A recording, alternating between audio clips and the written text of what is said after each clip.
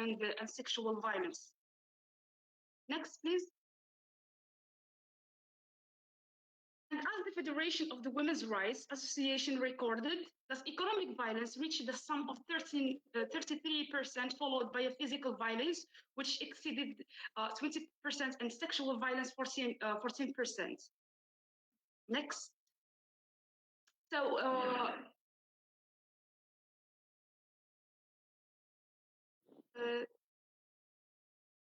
debates surrounding women's rights and violence have been progressively omnipresent in the Moroccan public existing discussions. However, it is worth noting that movements in Morocco, both feminists, secular and Islamic feminists, play a very active role to prevent violence against women and to achieve gender equality. The political structure of secular and Islamic feminists brought many changes to the reform also of the Moutia, including the rights to divorce, children custody, ban of early marriage, and more than that, voicing women who are facing violence. More importantly, Moroccan local NGOs have also been always at the forefront in protecting and empowering women in all aspects of life. And harms from violence are widespread, including deleterious impacts on physical and mental health. And in Morocco, children and women exposed to violence, according to many studies that have been conducted, can experience a variety of social, behavioral, emotional, and psychological problems that often remain throughout their lives. Next, please. Just go to the definition of domestic violence. So violence can be best defined as any act of harmful, coercive treatment or behavior that takes place within the home, wherein women together with the children are always the potential victims of such maltreatment. And it is one of the most pervasive of human rights violation, denying women's self-esteem, equality, dignity, and freedom. But most people associate violence only with the physical violence, but violence has many types. And if you can go to the next, please. All the way to the types of domestic violence. So first, we have the physical violence. When we talk about the physical violence, it is an aggressive behavior that targets the body of the victim. It includes the act of beating, kicking, pushing, pulling, slapping, pinching, and the like. Next, psychological violence. It is an attempt to control, intimidate, and dominate another person's behavior and thinking. And this form of violence is extremely detrimental to the emotional, mental health, well-being of the assaulted women. And man may accomplish this as a means of keeping his partner regularly intimidated. When she is paralyzed with fear, he can feel in control. And then we have economic violence. Economic violence is when the abuser has complete control over the victim's money and other economic resources or activists. And economic violence toward women occurs when a male abuser maintains control of the family finances. For the sexual violence, rape or sexual assault occur if a woman is forced to participate in a sexual act without her consent. This may take the form of threats, coercion, or physical violence. Rape and sexual assault are particularly distressing crimes for the victim, and the effect can last for a long time.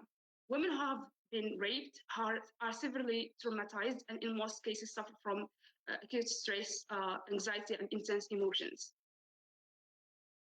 And the question that I raised in the introduction, what does the law say about domestic violence? There is a law in Moroccan law, 103.13 is set to curb, to stop violence against women.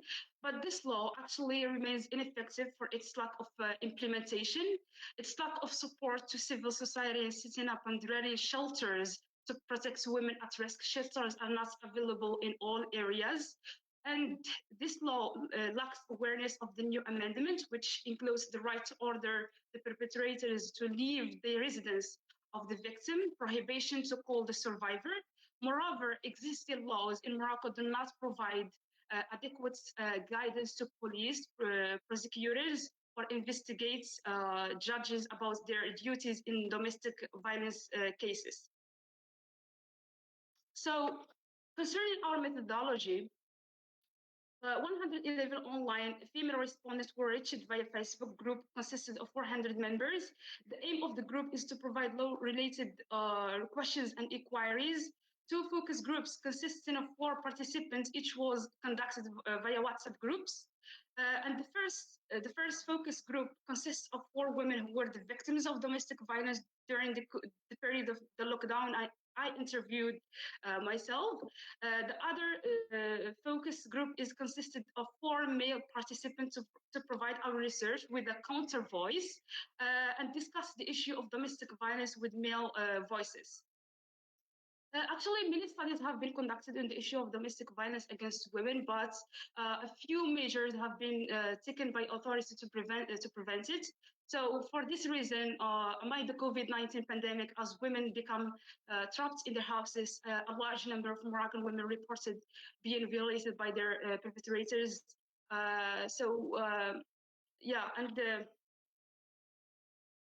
Concerning our research problem, we can say that violence against women has known a rise in the couple of years due to the growing gaps in the Moroccan fabric as a result of the Moroccan women gaining more rights and becoming equal with their male counterpart, while men proceeded from some archaic ideas that dominated once in the past, which stipulate their dominance over the other gender. The current research endeavor is to measure the impacts of this sociological change during the period of lockdown. Since domestic violence, can you please go to the educational level slide? Sorry, I forgot to mention that. Since domestic violence could differ between educated and illiterate women, we decided to ask our respondents about their educational level.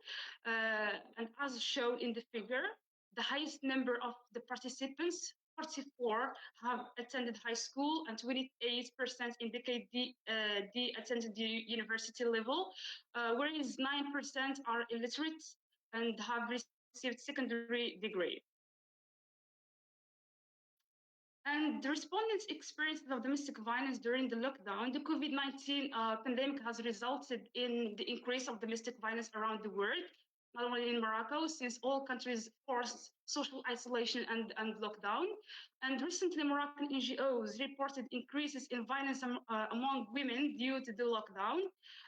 Compared to the previous year, the Moroccan Federation of Women's Rights League indicates that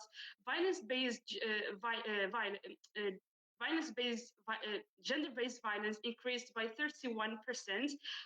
And in line with these results, our study shows that 71% of respondents have experienced domestic violence, whereas 27% have not faced any kind of violence, which there is an increase of the numbers. So, yes? You have got less than 2 minutes. Oh, okay, thank you. Concerning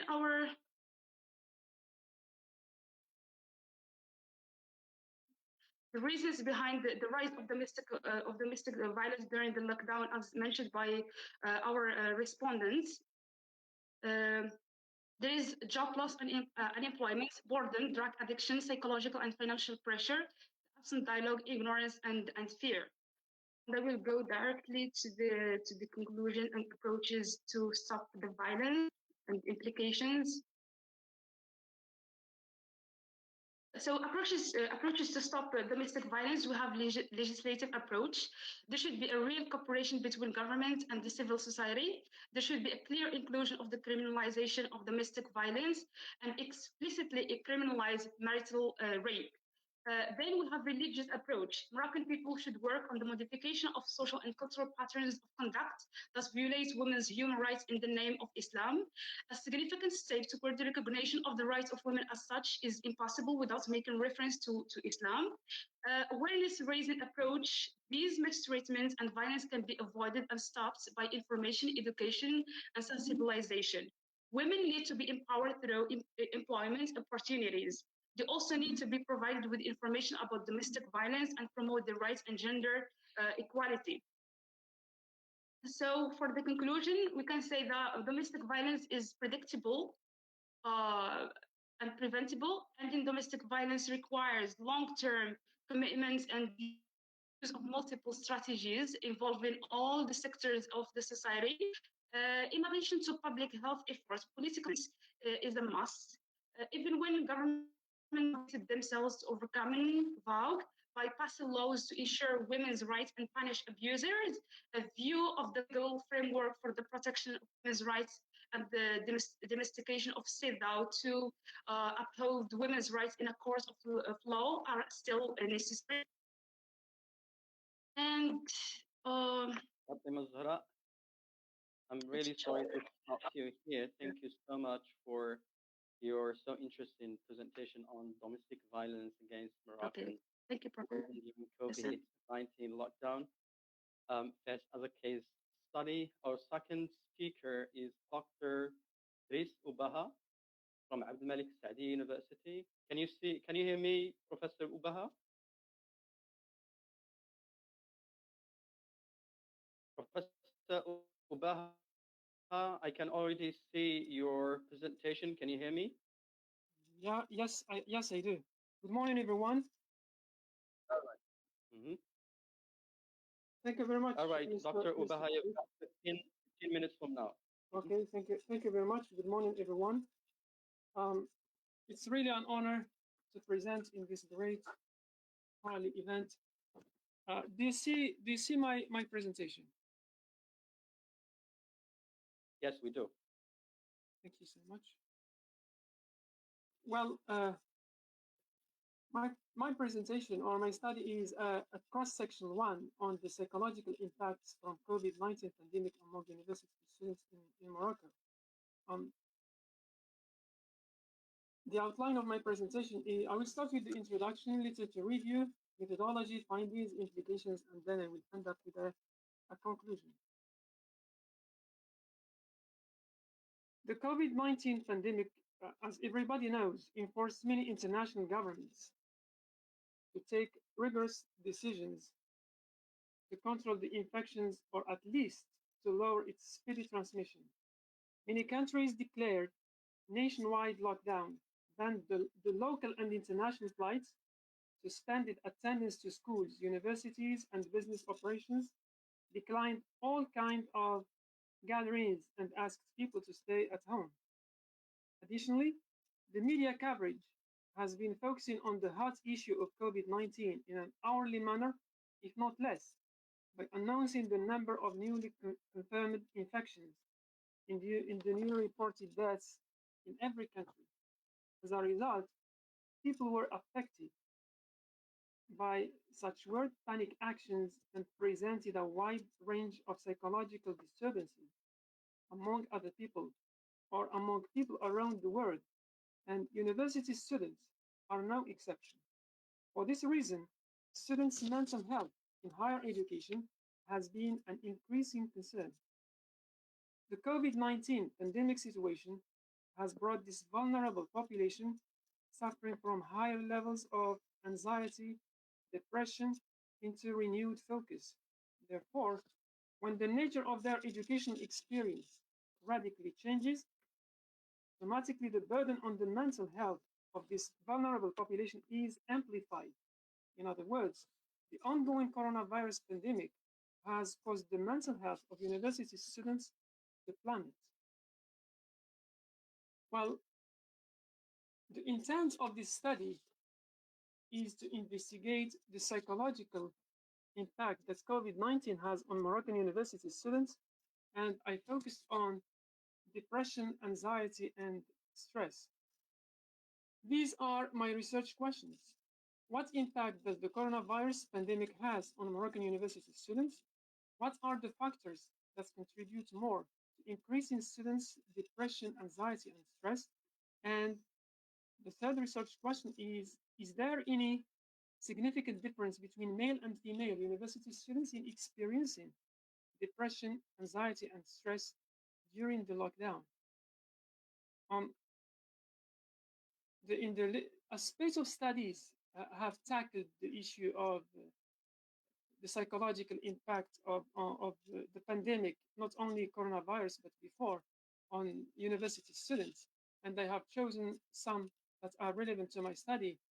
The first one states that mental health hotlines increased during the months of April and May, when most people were under lockdown because of the pandemic.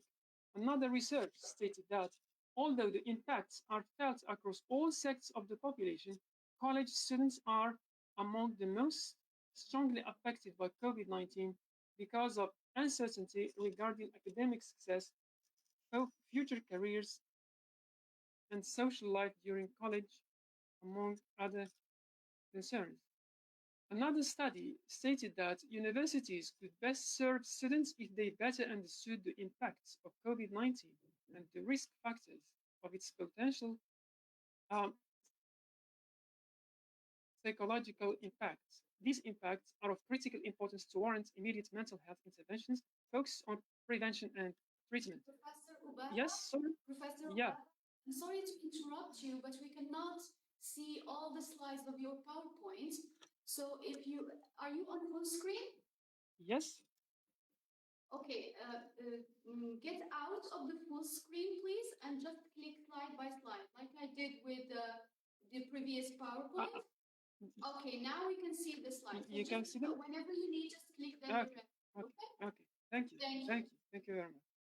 While quarantined and out of the university environment and schedule, students might experience stress, anxiety, anger, boredom, loneliness, and other emotions with both shorter and longer term impacts.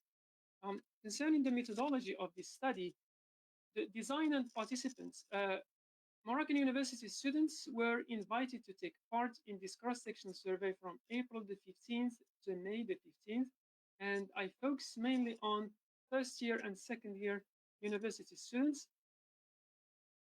Because of the lockdown, a non-probability, snowball, and convenience sampling techniques were opted for, and a Google survey was created, and the link to the survey was shared via different social media outlets and was also sent to the participants via emails. Concerning the data collection technique, a web-based questionnaire was used as it was the most suitable research instrument to collect data from a large number of population in a short period of time, and also during the lockdown. You know everything about that. The questionnaire was translated into Arabic and French to vote for a high level of or a high participation rate. Also, the questionnaire includes some demographic characteristics which will help us understand the factors that affect or that augment or increase or decrease the depression or anxiety among students, which are like age, gender, university, and place of settlement. It also includes students' activities during the lockdown period. And I relied on the depression, anxiety, stress scale that was firstly adopted from the University of New South Wales in Australia, that I modified to the Moroccan context. And I conducted a pilot study in order to guarantee and test the reliability of my instrument. Concerning the results, I received 585 completed responses from the responses at that time. This table shows some demographic characteristics of the respondents. The age of the respondents ranges between 17 and 22 years. Nearly 51% of the respondents were females and 49% were males. I chose students from four universities in Morocco: Abd al-Malik al-Saadi, Sidi Mohammed bin Abdullah, Moulay Ismail, and Sultan Moulay Sliman. And I focused also on the number of sleeping hours per day for students, and more than half of the respondents, 66.49%, stated that they sleep between 6 to 9 hours a day.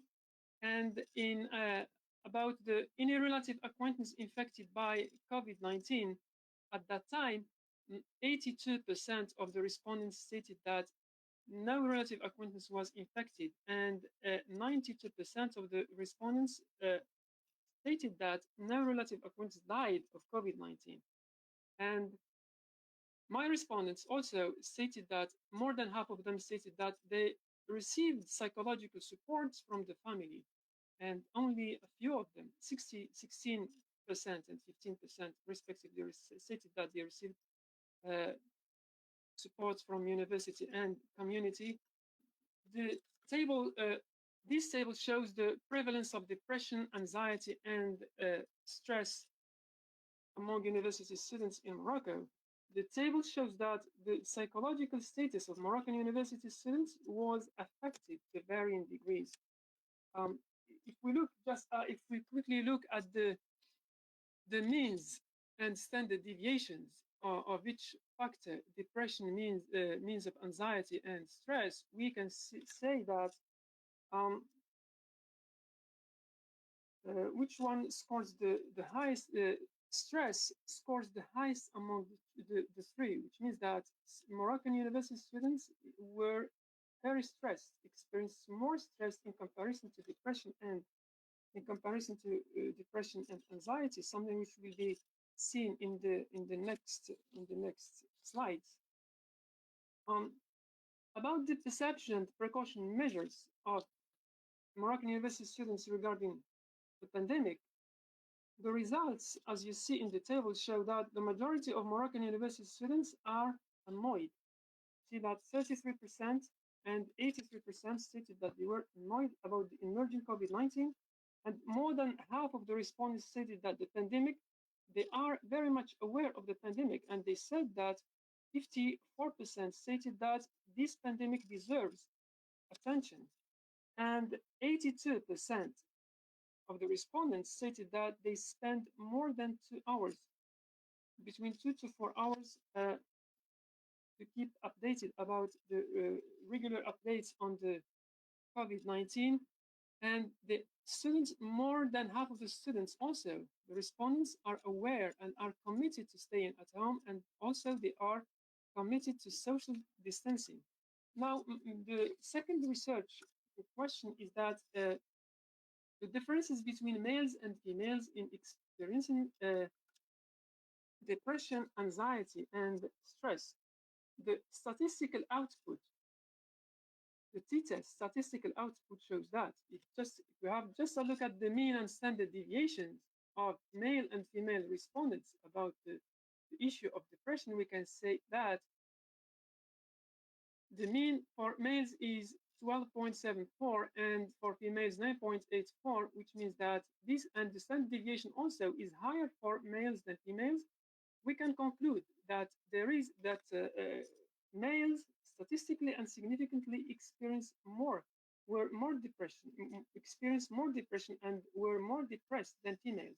And it is clearly from the t-test output also here that the t-value is 3.05 and degree of freedom of 9.2 and p-value of 0.003 reinforces the idea that males are more stressed and experience more stress than females.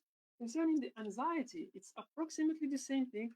The mean values of males are higher than those of females, and the same thing for the standard deviation, which means that we can conclude that male students experience more anxiety than females, and also this table, as the t-test table, also shows the same thing.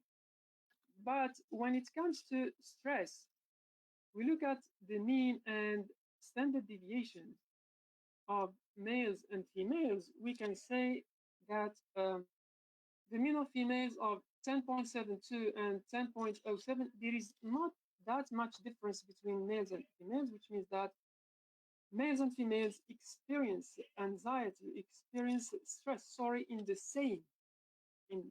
same degree. They have the same degree of stress. As said before, there is not that very big difference between the two. It is clearly stated also in the standard deviation of 3.47 and 3.9. There is a difference, but only a very slight one, which means that they experience that feeling of stress in the same they have the same amount of stress, approximately. Now, concerning which factor best predicts depression, anxiety, and stress among university students in Morocco, these are my independent variables, which are gender, age, sleeping hours, relative diet of COVID, and relative infected by COVID. As you see in the beta value here of the regression analysis, we say that the relative infected by COVID scores the highest among all these independent variables, and each one that best predicts the outcome, which is the dependent variable, anxiety, stress, and depression, followed by gender, and then by relative diet of COVID, and then the last one is the least one that contributes to explaining the dependent variable is age. And for the implications, Moroccan university students, according to the study's findings, yes, please. Professor Ubaha, sorry to jump in. You've got less than 2 minutes. Okay, yes, fine, yes, thank you. The Moroccan university students, according to the study's findings, have been affected by the COVID-19 pandemic and its consequent public health measures with notable impact on their psychological status.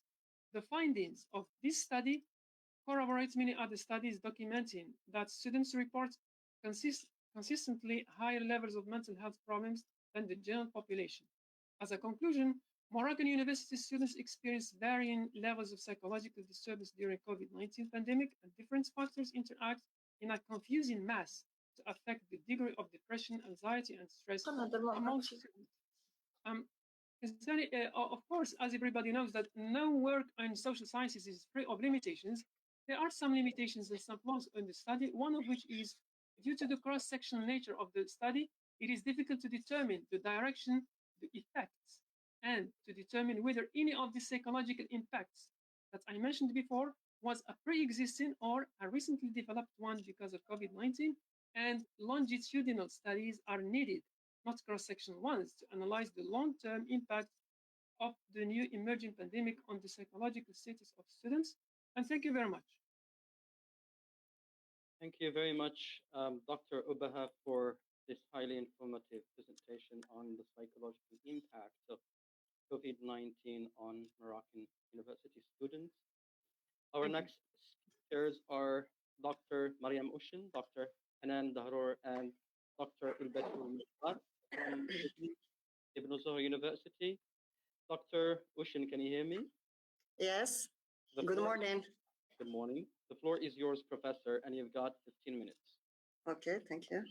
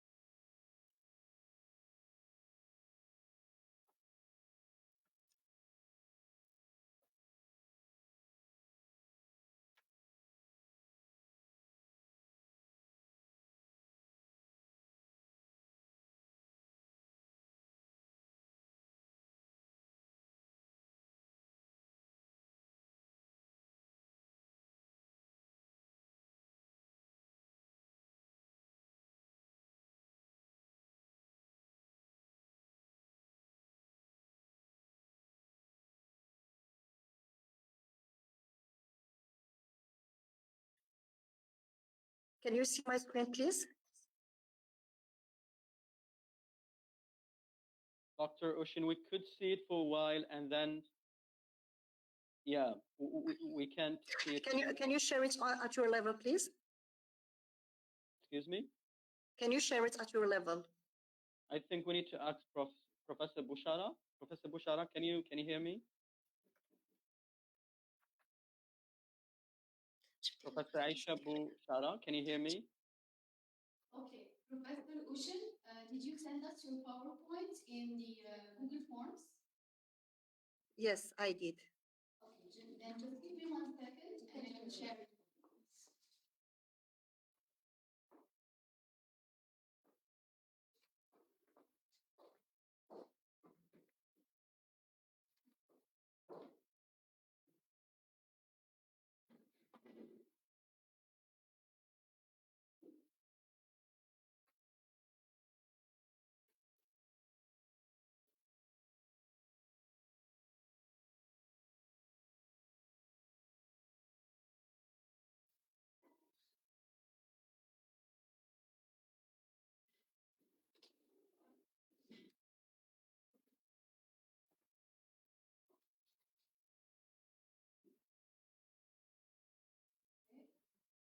Found it.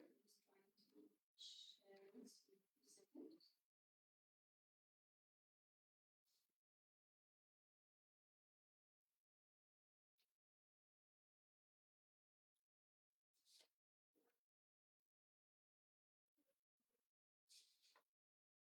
Okay, I believe that you can see now my screen. Professor Ushan. Yes. Okay, just tell me next slide and I will go to the next slide. Okay, all right. Thank you very much. You're welcome. So good morning, everyone here. First of all, I am Professor Mariam Ushan from the Faculty of Languages, Arts, Human Sciences, Mulul Ibn Zohr University. On behalf of the two co-authors, namely Professor Hanan Darour and Professor Betul Mujbar from the same faculty, we would like to thank you so deeply for having invited us to this thought-provoking conference.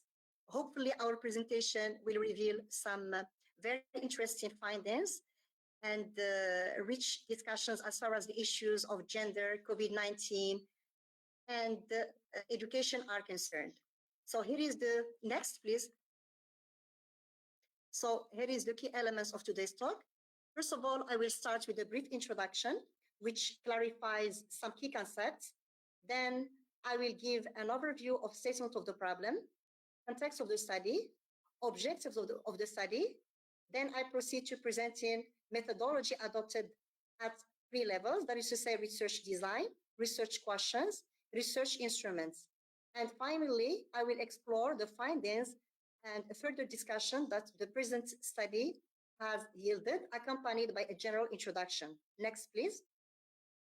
So various gender association theories provide explanations to some factors that enable children to identify themselves and their expected behavior, either as males or female. Children tend to socialize themselves with the typical behavior and attitudes that are relevant and appropriate for a given sex. And once born, girls and boys do not have that gender identification, and they both identify with their mothers. But when they become aware of the differences between males and females, they start to socialize with their same sex parents. In fact, there is a robust body of literature tackling the issue and the definitions of gender. And the most relevant definition of gender to this study from the socially constructed schema is that of Chavez 1980, which attributes different social behaviors and attitudes to males and females. He notes, and I'm quoting, the extent to which women and men do different tasks, play widely disparate social roles, strongly influences the extent to which the two sexes develop and or are expected to manifest widely disparate personal behaviors and characteristics. Next, please. So the problem this study purports to highlight is, given the outbreak of COVID-19 pandemic, which has put the world in front of some unique and unprecedented challenges, this factor leads to universities' closure and suspension of face-to-face classes, which may have enhanced feeling of fear, chaos, psychological instability among teachers and mindsets. Such an abrupt emerging situation raises a set of inquiries related to male and female learners' equal or unequal division of roles inside the family. And this may impact the level of motivation, regular involvement in courses, a factor in itself which may affect their academic achievements. Next, please. So the context of the study, the sample population was taken from the English department of Faculty of Languages, Arts and Human Sciences, 8 Millul. Participants were restricted to 2 semesters, that is to say S3 and S5, because we believe that such learners have studied and have been assessed in both situations, that is to say before and amid COVID-19, a variable which fulfills the objective of our study. Participants were also selected from the English department for convenience matters, given the nature of the study, which is exploratory and which is going to be explained in detail in the design of the study. And we believe that this is the first pass through this issue. And by focusing on a manageable sample, the researchers expect findings to be so enriching and insightful that they can replicate it over a larger population. So the final sample totals 243 participants. Next, please. So as it is shown in the diagram, 62% are females and 37% are males. Next, please. In line with this, objectives are under study. The first one purports or intends to investigate male and female learners' respect to sanitary protocol. So this global variable is divided into 3 sub-variables, that is to say, mask wearing, hand sanitizer use, and social distancing. The second objective of this study is male and female learners' involvement in classes. So what we mean by involvement in classes, that is to say their attendance, their physical attendance, as well as their own motivation. So male and female learners' involvement in classes was studied at the level of regular attendance and level of motivation before and amid the pandemic. And the last objective of this research is to investigate male and female learners' academic achievements before and amid the pandemic. Equally important, the goal is to find out the impact, if any, of COVID-19 on gender's performance. Next, please. Next, please. For this reason, a methodology has been developed.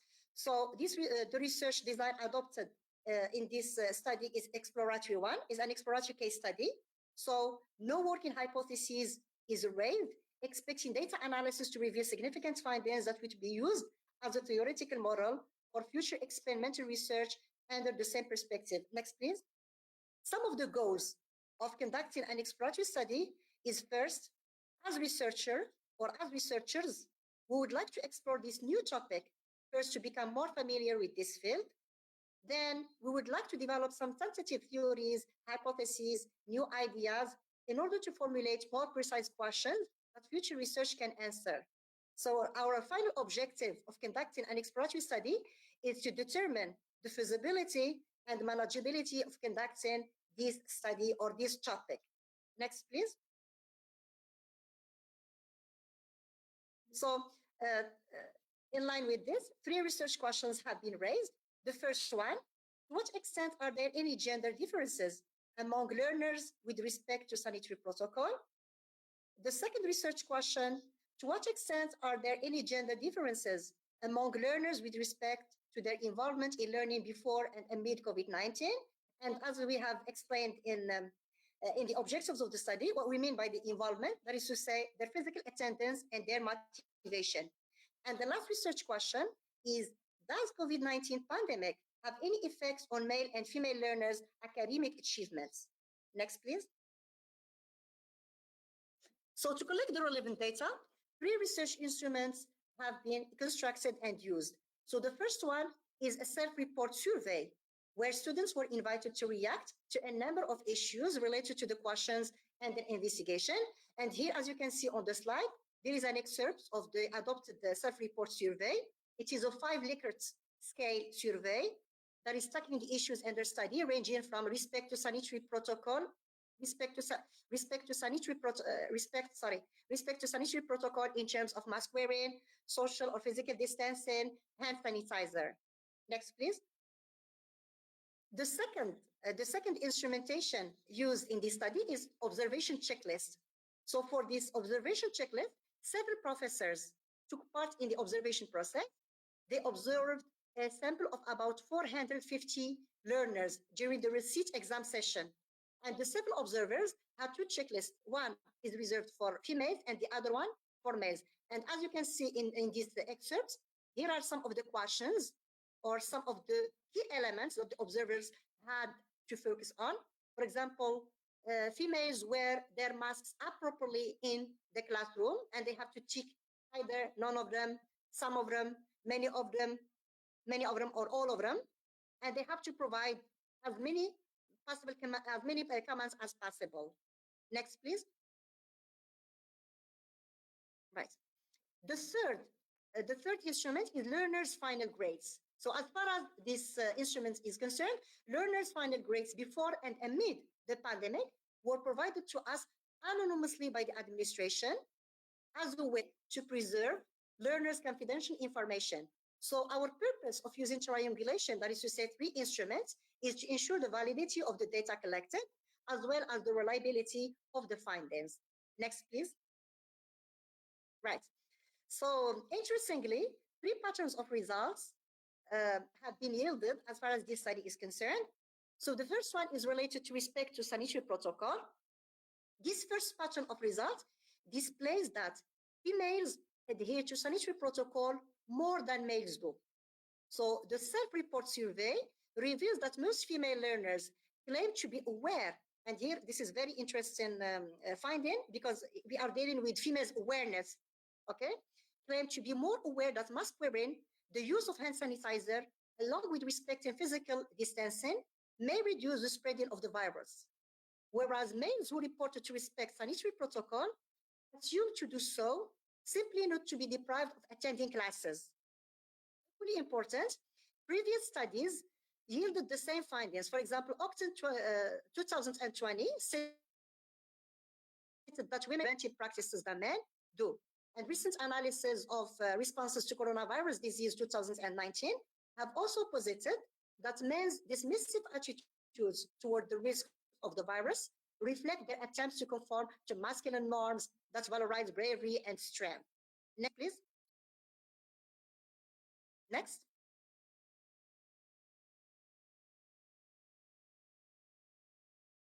The next finding, please. The second pattern of result is related to learners' involvement in learning. So the data showed, generally speaking, data showed no significant, before please, the one before this one. Right. So the data showed no significant gender differences with respect to involvement in learning, in the sense that both males and females reported to attend their classes on a regular basis. Well, this finding sounds in contrast with some studies in the literature. For example, Cobbett and Younger 2012 attest that masculine dominance mindsets promote academic disengagement among boys and risk behaviors that lead to school suspension. Next, please. Okay. Right. Concerning the third pattern of results, which is related to learners' academic achievement before the pandemic. So students' academic achievement record before the pandemic indicate that female learners outperformed male learners in their overall academic achievement, either in the normal session or in the receipt exam. And such pattern of results sounds closely consistent with literature. To name but a few, a study conducted by Majzoub and Reyes 2010 reports that girls outperformed boys in almost all subject domains. Other researchers attributed females' outperformance over males in education to their use, that is to say, to females' use of better skills, to females' hard work, to their regular class attendance. Next, please. Similarly, students' academic achievement record amid the pandemic confirmed that female learners seem to get higher grades than male learners in both sessions, that is to say, the normal and the receipt one, despite the pandemic. And this result matches former research in the sense that Gonzalez et al. Analyzed the effects of COVID-19 confinement on the autonomous learning performance of students in higher education. As a result, they found that this lockdown had a significant positive effect on the academic performance of students, their learning strategies, and subsequently their academic achievements. Next, please. Professor Ushin, I'm sorry to stop in. You've got about 2 minutes left. Yes, but can you move the slides, please? Professor Bushara, can you hear me? Because they are stuck. All right. Hello, Professor Bushara, can you hear me? Yes, yes, we can hear you. It's just that the picture is blocked. I don't know why. So can you move on with them? You can just move Okay. on. Okay, never mind. Never mind. I am in the conclusion. I am in the conclusion. Right. So to conclude, we've chosen a quotation by Glisney 1999, which states that true search does not end. It points the way for another search. Which means that though the nature of the study is exploratory, the findings are of paramount importance and seek to nurture and add to the field of gender studies. And thank you very much. Thank you very much, Dr. Ushin, for this so interesting presentation on COVID-19 and gender's attitudes at the university. 8 Malul learners as a case study, and now we open the floor for questions, and I turn it over to Professor Aisha Bushara, who is going to take care of that. Professor Aisha, can you hear me? Professor Yes, I'm Bushara. here. Perfect. Yes, thank you, Dr. Habush. I will first start with the questions that I collected before Professor Ushin's presentation, and then while the answers will come, I will look for the other questions. So the first question for Moutia and Mehdi Bellami. What are the recommendations of your study? And what were the answers of the male participants about domestic violence during the lockdown? The next question that I have for now is for Professor Gis Ubaha. What are the reasons that make males more depressed than females? Do you think this situation might impact women who are living with men in the same space or in the same home? Maybe I will give the floor to Professor Moutia and Professor Ubaha to possibly answer these questions, and I will look for other questions. Okay, thank you very much. Can I answer? Yes, go ahead. Okay, so for the first question, I would say that only when equity is promoted between men and women will domestic violence will be no longer the norm. And the law, the Moroccan law to curb violence against women, it remains actually ineffective for its lack of implementation. And here I would like to say that there should be a kind of cooperation between the government and the civil society. And there should be a kind of support to civil society in setting up and running shelters to protect women at risk. Because shelters are not provided in all areas of the country. Again, I should say that lack of awareness of the new amendments, which includes the right to order the perpetrators to leave the residence of the victim, prohibition to call the survivor, are not public, are not known among women. So again, there should be a clear inclusion of criminalization of domestic violence and explicitly criminalize marital rape. And again, as I mentioned in my presentation, for the religious approach, Moroccan people should work on the modification of social and cultural patterns of conduct that violates women's human rights in the name of Islam. And again, for this mistreatment and the violence can be actually avoided and solved by information and education. Women actually need to be empowered through employment opportunities, and more importantly, there must be a deconstruct of the culture that promotes violence and constructs a culture of non-violence and increase women's control of their lives.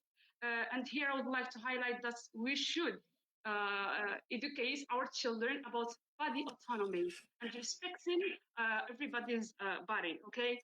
Again, for the media plays a very, very important role to prevent this issue from spreading.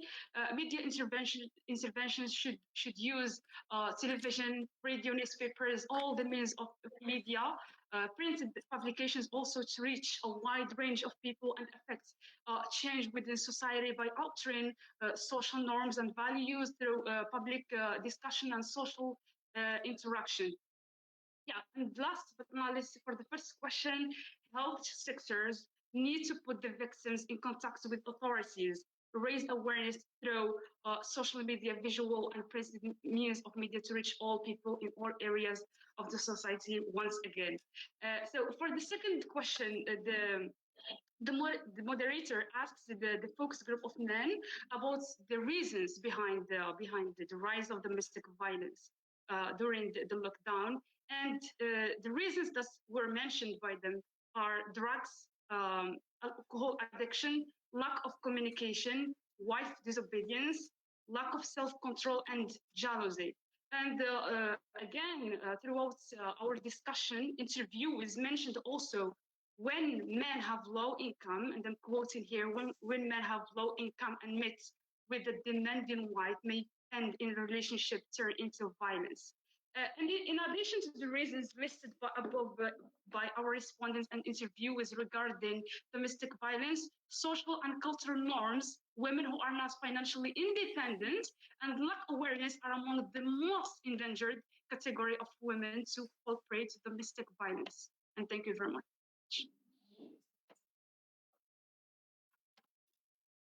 Yes? Professor Moutia, are you done? Okay, so I will probably move to Dr. Ubaha. Would you like to answer the questions? Well, thank you very much, Professor Aisha Bushara, for this question, because it's it's the second part of my study about the differences between males and females and the factors that determine the dependent variable, which is the depression, anxiety, and even when trying to understand what are the factors that determine the high level of depression among males in comparison to females, I resorted to other factors, which are I had some independent variables or factors that affect males and females depression. These factors are going out and hanging out with friends, eating habits disturbances, sleeping hours perturbations. When comparing males and females, females scored lower than males in the findings. It means females, to some extent, they tolerated and they did not feel so much depressed vis-a-vis these three variables, which are going out with friends and eating perturbances and sleeping hours disturbances. And these findings corroborate just the first speaker's Fatim Zahra's findings, who stated that during COVID-19 there is a high level of depression, and this manifests clearly in the high level of domestic violence during COVID-19 at home. And a lot of statistics and a lot of researchers defended this or found this statistically, and a lot of researchers said that the level of depression and the level of domestic violence was very high during the lockdown. And thank you very much. Thank you, Professor Ubaha, for your answer. I believe that the level of men's, psychological health does indeed affect, all their surroundings, especially the women that Exactly. they live with. I mean, as you said, it does relate to Fatima Zahra's Moutia presentation, definitely. Okay, the next question is for Dr. Mariam Ushe. It says, concerning students' achievements, which variable do you think does affect students' performance? Is it gender, their major, or the pandemic? And how or in which way?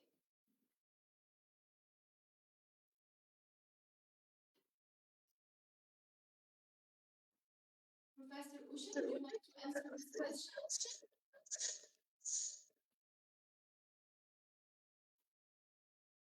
Professor Usha, are you with us?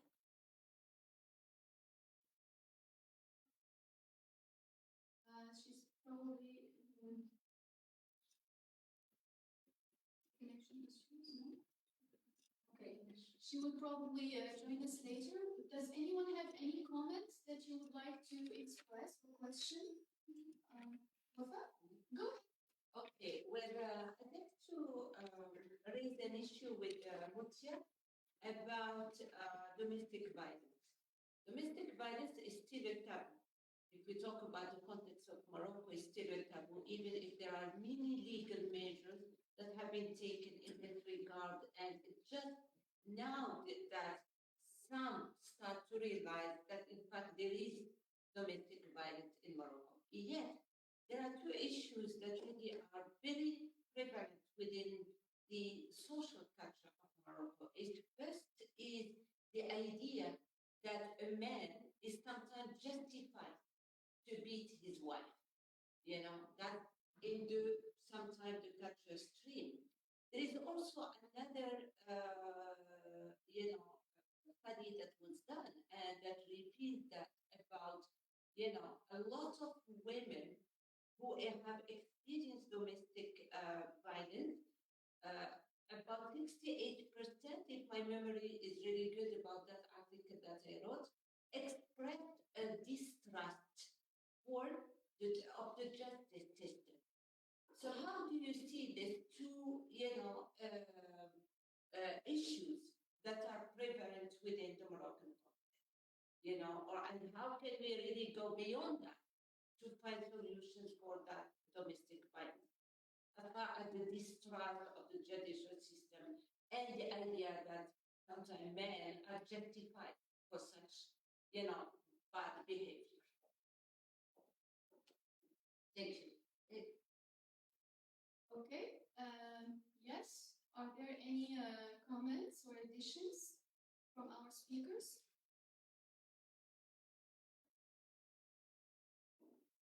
I'm just trying to see whether Professor Ushan made us.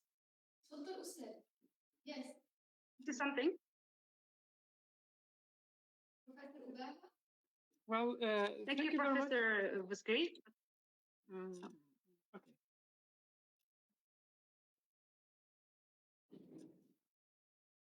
Okay, go ahead, Fatim Zahra. Go ahead. Thank you.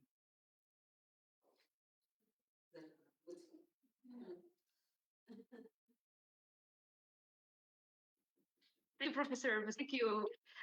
So what actually I mentioned, that there should be a kind of cooperation between government and civil society, and there should be an educational, the change in the educational system, because the majority of women, and even women I interviewed, they don't know even about the Moroccan law, that there is a law that protects them against from violence. They don't know that. And again, even the Moroccan law, there are no shelters. There are no shelters, especially in the area in which I live here in Bas Rasma. There is no one shelter that protects women or provide them with information about their rights in the society. So they are ignorant, having no knowledge about that. Okay, thank you. Professor Ubaha, would you like to comment?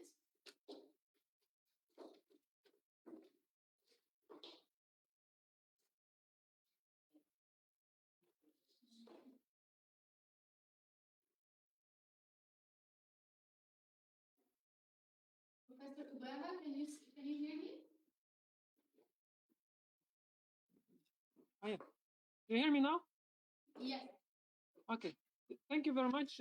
Actually, the question is directed to Fatim Zahra, but it's also open to anybody who wants to comment on it. I want just to know how do you, as a young researcher, how do you envisage the future of the feminist movement in Morocco?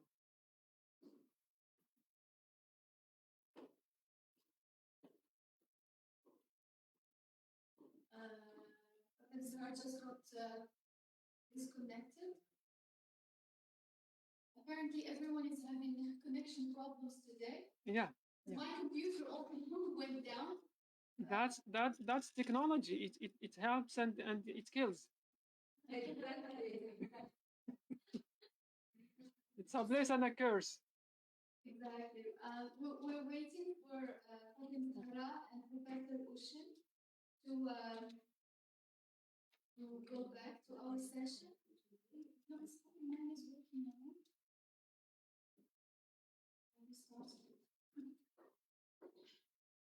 Does anyone of the audience have any comments? You can activate your microphone since we are waiting for our speakers to get online. If you have a comment or a question, please go ahead. Raise your hand. There is a hand in the Google Meet. You can use it.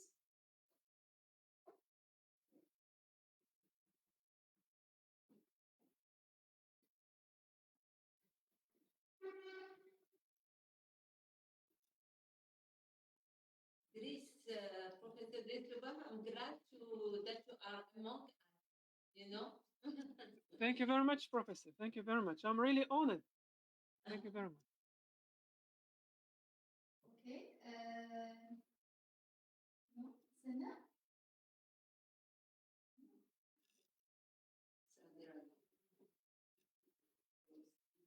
Okay, so I will not keep you probably longer. I believe that probably Fatim Zahra and Professor Ushin have connection problems and they could not get back. But of course, if you have any comments later in the afternoon, we could definitely discuss them. So thank you very much for being here during this morning session. We are going to, I just need to tell you the program for this afternoon.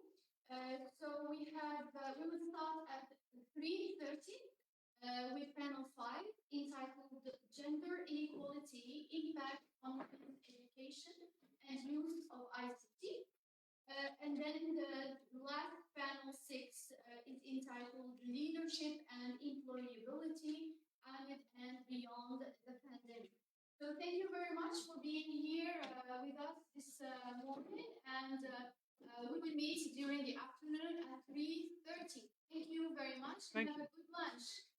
Thank you very much. Bye. Thank you. Thank you. Thank Bye-bye. you. Thank you very much.